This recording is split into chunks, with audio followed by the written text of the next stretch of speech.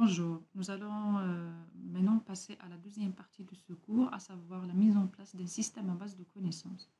Donc un système à base de connaissances, comme on a vu, il est la phase seconde ou suivante après avoir modélisé les connaissances. Pourquoi on a besoin de mettre en place un système à base de connaissances? C'est pour pouvoir exploiter ou bien implémenter les données, les connaissances qu'on a modélisées, de telle sorte que son utilisation soit facile. Donc, c'est parmi les étapes qu'on peut faire exactement après avoir réalisé notre livre de connaissances. Et bien sûr, je tiens à signaler qu'il y a plusieurs façons d'enseigner ou de présenter les systèmes à base de connaissances. D'ailleurs, la documentation ne manque pas. Il y a plusieurs points de vue pour les voir. Donc, dans cette formation, j'ai essayé de choisir une façon simpliste d'introduire un système à base de connaissances et de permettre aux personnes qui suivent la formation de réaliser des bases de connaissances simples à partir des modèles de la méthode de masse qu'ils ont pu réaliser préalablement. Alors, on a vu qu'une connaissance, il a une liaison, avant tout, c'est une faculté mentale, et on a beaucoup parlé de sa relation avec la perception, le raisonnement, la mémoire, la représentation d'apprentissage et beaucoup d'autres éléments. Mais à côté de la connaissance dans sa faculté de connaître ou bien de cognition, il y a l'inférence. L'inférence, c'est la production d'une connaissance. C'est-à-dire, lorsqu'on combine plusieurs connaissances qu'on a déjà trouvées ou bien qu'on a déjà acquises, on peut faire une inférence pour produire une nouvelle connaissance. Et pour produire une nouvelle connaissance, soit on fait avec une représentation de la connaissance collectée ou bien recensée d'un expert, et ce qu'on appelle l'aspect déclaratif, ou bien sans représentation de la connaissance et on l'appelle l'aspect incorporé. Donc, pour ce qui est de l'aspect incorporé, c'est une déduction d'autres connaissances, mais on n'explicite pas la connaissance d'une façon déclarative. Donc, il y a la cognition, il y a l'inférence, mais il y a aussi le raisonnement. Et le raisonnement, il est très important, comme on va le voir, c'est le cœur d'un système à base de connaissances ou bien un système expert, à savoir le contenu ou bien le fonctionnement du moteur d'inférence. Donc, le raisonnement, c'est un enchaînement d'inférences avec un objectif. Donc, on a les connaissances qu'on a collectées avec notre livre de connaissances. On va les inférer d'une façon ou d'une autre, donc en les représentant bien d'une façon déclarative ou incorporée pour pouvoir les produire, pour pouvoir produire de nouvelles connaissances. Et donc, on va lancer un raisonnement qui va suivre un enchaînement de ces inférences avec un objectif pour trouver une solution. Je donne un exemple simple, un diagnostic médical.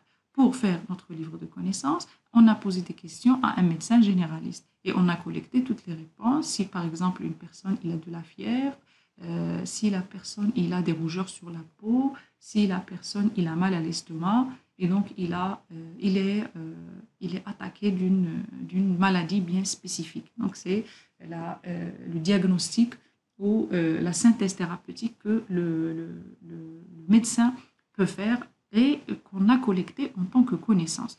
Et donc, on peut combiner ces connaissances ou bien on peut suivre le raisonnement ou bien enchaîner ces inférences pour pouvoir arriver à notre objectif, à savoir est-ce que la personne est atteinte de cette maladie X. Donc, je n'appelle pas de maladie, j'ai dit la maladie X. Et donc, pour vérifier est-ce qu'une personne il est malade ou non avec la maladie X, je vais directement chercher l'inférence des connaissances que j'ai collectées à partir du médecin, à savoir la détection de la fièvre ou bien la vérification si la personne il a la fièvre, la vérification des rougeurs sur la peau et la vérification du mal de l'estomac. Et donc, j'ai un objectif. L'objectif, c'est de vérifier est-ce que la personne elle est atteinte de cette maladie. Mais pour ce faire, j'ai enchaîné l'inférence des autres connaissances que j'ai déjà vérifiées. Et bien sûr, d'après notre expérience de conception, de modélisation de livres de connaissances, on va voir, là, à partir de l'expert, on va détailler comment détecter si une personne il est atteinte de fièvre. On va aussi voir comment diagnostiquer si la personne elle a mal à l'estomac et on va voir si la personne il a des rougeurs sur la peau. Alors, pour démontrer de la connaissance, donc après avoir fait le raisonnement, il faut démontrer de la connaissance. Donc pour démontrer de la connaissance, il faut démontrer une capacité à mobiliser des informations pour agir ou produire d'autres capacités à agir des connaissances. Et donc, la démonstration de la connaissance, c'est lorsque je prouve que la personne il est atteinte de cette maladie. Dans ce cas, je démontre que cette personne il a tous les symptômes que l'expert il m'a dit, et donc cette personne elle est atteinte de la maladie que j'ai dit. Donc, raisonnement ou démonstration de la connaissance, c'est deux niveaux de granularité qui sont différents. Lorsque je parle de raisonnement, c'est-à-dire je fixe un objectif global ou bien une question globale à laquelle je dois répondre ou je dois arriver et je fais l'inférence. Lorsque je démontre une connaissance, je zoome sur une connaissance bien déterminée et j'essaie de démontrer une habilité, une capacité à mobiliser des informations autour de mon système de connaissances ou bien autour de ma connaissance pour agir ou pour produire d'autres connaissances. Alors, donc ça c'est en ce qui concerne la vision globale de la chose. Donc, quels sont les objectifs ou bien les attentes d'un système à base de connaissances? Donc, un système à base de connaissances, c'est un système qui va permettre de persister les connaissances. Comme la base de données, il permet de persister les données. Et donc, cette inscription des connaissances dans un système avec une finalité de conservation de savoir et de savoir-faire et de leur sémantique. Et donc, vous allez me dire, on l'a déjà fait sur le livre de connaissances. Oui, on l'a fait au niveau du livre de connaissances, mais le livre de connaissances tel qu'on l'a vu, c'est une phase qui est plutôt conceptuelle. Et donc, il faut prévoir une implémentation potentielle pour pouvoir digitaliser la solution et faciliter l'utilisation pour un utilisateur final. Alors, un système à base de connaissances, il doit obligatoirement disposer de ce qu'on appelle un moteur. Un moteur, c'est l'outil ou bien le composant qui permet d'enchaîner les inférences sur ces inscriptions de connaissances. Donc, on va stocker les informations, on va les persister, les connaissances, pardon, comme on fait pour les données pour une base de données. Et puis, il nous faut un moteur qui va permettre d'enchaîner ces inférences pour pouvoir inscrire ou bien pour pouvoir inférer les différentes connaissances qu'on a collectées. Et bien sûr, ceci pour une exploitation informatisée du savoir et du savoir-faire qu'on a collecté à partir de l'expert. Alors, l'architecture simpliste, donc il y a plusieurs architectures qui sont beaucoup plus complexes du système à base de connaissances. Donc, une architecture très simpliste de système à base de connaissances, c'est les indispensables au niveau d'un système à base de connaissances. C'est la base des faits, la base des règles et le moteur d'inférence. Donc, ce que j'ai appelé la base d'inscription de connaissances, c'est la base des règles. On a aussi la base des faits et on a le moteur d'inférence. On va présenter chaque composant à part. Un système à base de connaissances, il inscrit des connaissances qu'on a collectées de l'expert ou bien de la pratique. Bien sûr, les modes, ça, on a dépassé ce niveau et on sait comment faire. Et donc, on peut dire que la connaissance, elle est représentée dans un système informatique. Si on arrive à l'inscrire, donc il doit être écrit ou bien persister dans un système à base de connaissances. Et il faut aussi mettre en place un raisonnement avec des mécanismes d'inférence qui sont logiques ou bien analogiques pour pouvoir répondre à ces questions. Et donc, pour ce qui est du logique, donc on peut utiliser les algorithmes de recherche, on peut utiliser les opérateurs logiques, on peut utiliser un raisonnement qui est plutôt logique. Pour l'analogique, on peut faire un raisonnement qui est plutôt heuristique et qui permet de faire des conclusions. Et on va détailler les types les plus simples de raisonnement qu'il faut maîtriser. Et donc, un système à base de connaissances, il intègre une représentation symbolique. Donc, toutes les connaissances que vous avez collectées, il faut les symboliser pour permettre à un système d'informatique de les manipuler. Ceci n'est pas étrange pour nous, ingénieurs informaticiens, parce que quelle que soit la donnée qu'on veut, on l'instaure ou bien on la stocke dans une variable, par exemple, ou bien une combinaison de plusieurs variables pour pouvoir les manipuler d'une façon simple au lieu de manipuler du texte ou bien des descriptions qui sont détaillées. Alors, pour les heuristiques, j'ai dit que c'est des connaissances qui sont spécifiques dans un domaine et qui guident une recherche à la solution. Et donc, un système à base de connaissances, autrement, c'est un système de résolution de problèmes. C'est un système de décision et c'est un système de résolution de problèmes qui est capable de fournir des explications.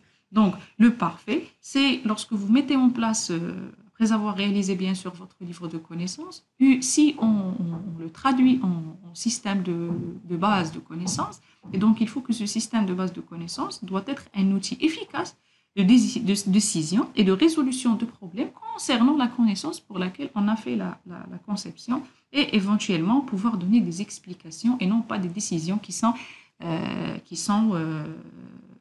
sèches en quelque sorte ou bien courtes. Donc les explications sont indispensables.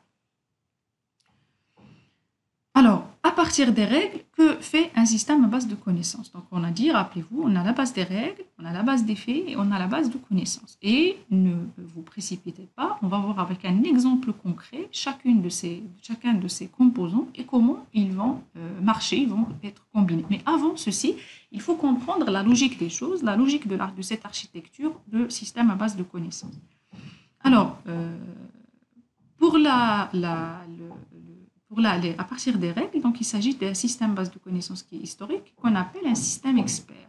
Donc, la nomination de système expert, c'est une nomination qui a révolutionné l'histoire de l'IT, et c'est elle qui est phare, c'est un concept phare au niveau de l'intelligence artificielle, que ce soit dans son ancien testament ou bien dans son nouveau testament, à savoir l'IA classique et l'IA de l'intelligence artificielle distribuée, également système multi-agent, mais aussi dans l'intelligence artificielle telle qu'on l'a aujourd'hui, telle qu'elle existe aujourd'hui. Donc le système expert, et c'est le nom que parle ce type de système à base de connaissances.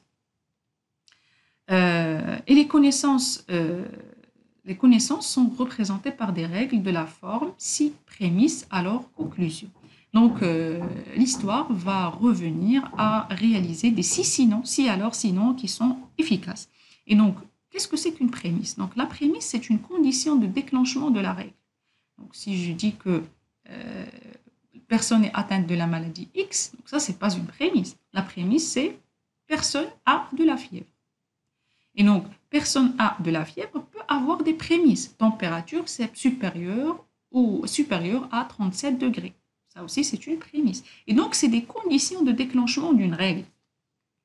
Et puis, on a la conclusion. La conclusion, c'est un effet du tirage de la règle. Donc, c'est une conclusion, c'est une déduction qu'on fait à partir de la règle. Si la règle est appliquée, alors que va-t-il se passer? Alors, les connaissances sont toujours déclaratives. Et donc, on les déclare tout d'abord. Et puis, l'ensemble des règles, c'est le cœur ou bien c'est le noyau de la base de connaissances. Et les faits, ils décrivent ce qui est vrai dans la situation d'exploitation de la base des règles. Donc, la base des faits, c'est les règles qui existent ou bien qui sont assurées à l'instant T ou bien pour le système T. Je m'explique encore plus. Donc là, si j'ai cette personne atteinte de la maladie X, donc lorsque je fais un raisonnement général, j'ai fait une règle qui dit que si la personne il a de la fièvre, si la personne il a des rougeurs sur la peau, si la personne il a mal à l'estomac, alors elle est atteinte de cette maladie X. Et donc ça, c'est la base des règles, ça c'est les règles. Et bien sûr, pour chaque règle, je peux avoir d'autres règles qui détaillent, comme je viens de le dire, la personne la personne il a de la fièvre si il a une température qui est supérieure à 37 degrés, etc. Par contre, pour les faits, c'est pour une personne bien déterminée. Donc, la personne que j'ai devant moi, j'ai détecté que la personne il a de la fièvre, j'ai détecté que la personne il a des lésions sur la peau, et j'ai la personne qui a des douleurs ou bien des crampes au niveau de l'estomac. Ça, c'est des faits. C'est des faits pour une personne bien déterminée ou bien pour une situation bien déterminée. Et donc, moi, je vais utiliser les règles qui sont déjà stockées dans la base des règles à savoir les 3 conditions pour être atteint de cette maladie, et je vais vérifier en utilisant un raisonnement, est-ce que cette personne il est atteinte de cette maladie. Donc maintenant, on a compris la différence entre la base des faits et la base des règles. La base des règles, c'est la collection qu'on fait, qu'on persiste au niveau de notre système à base de connaissances à partir de l'expertise ou bien à partir des connaissances qu'on a collectées et qu'on a modélisées en questionnant un expert. Par contre, les faits, c'est les constats, hein, c'est la réalité qu'on détecte face, c'est-à-dire notre système à base de connaissances face à une situation réelle, qu'est-ce qu'il va apporter, comment il va réagir. Face à une personne qui n'a pas de fièvre, qui a des rougeurs sur la peau et qui a mal à l'estomac, qu'en est-il pour la condition? Alors cette personne, on va dire qu'il n'a pas cette maladie X parce que pour avoir la maladie X, il faut avoir de la fièvre, avoir des crampes de l'estomac et avoir des rougeurs ou bien des lésions sur la peau. Alors, parlons maintenant d'un exemple d'un langage de règles. Okay? Donc, un exemple simplifié de langage de règles, à savoir un langage d'ordre 0.